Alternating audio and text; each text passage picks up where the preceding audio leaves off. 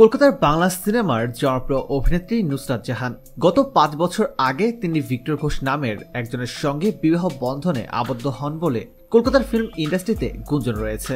কিন্তু গত বছর নাকি তাদের সম্পর্কের অবনতি হয়। এরপর আরেকটি সম্পর্কে জড়ান নুসরাত জাহান। এখন শোনা যাচ্ছে এক শাড়ি ব্যবসায়ীর সঙ্গে নুসরাতের বিয়ের কথা।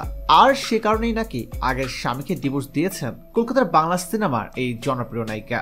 সূত্রের খবর, যে সম্পর্ক তিনি কোনোদিনই স্বীকার করেননি সেই সম্পর্ক থেকে নাকি অবশেষে আইনিভাবে মুক্তি পেলেন এই অভিনেত্রী।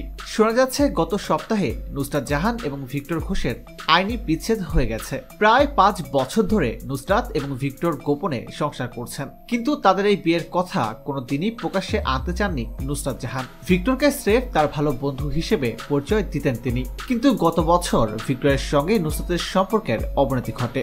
নায়িকার সঙ্গে এক প্রযোজকের ঘনিষ্ঠতা এবং তারপর এক শাড়ি ব্যবসায়ীর সঙ্গে প্রেম, সব মিলিয়ে বিষয়টি ক্রমশ জটিল হয়ে যায়। ভিক্টরের কাছ থেকে বিচ্ছেদ চেয়ে আদালতের দ্বারস্থ হন নুসরাত জাহান।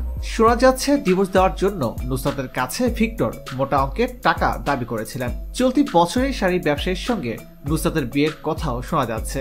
সুতরাং ডিভোর্স পাওয়াটা নাকি নায়িকার কাছে খুবই জরুরি হয়ে পড়েছিল। এ বিষয়ে জানতে চাইলে নায়িকা নুসরাত বলেন, যারা আমার ডিভোর্স নিয়ে কথা বলছেন, আমার বিয়েতে কি তারা খেতে এসেছিলেন?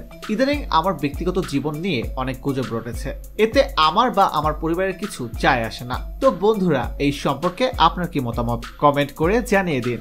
আর বিনোদন জগতের অজানা সব তথ্য জানতে এখনই সাবস্ক্রাইব করে রাখুন ASD Webs ইউটিউব চ্যানেলে।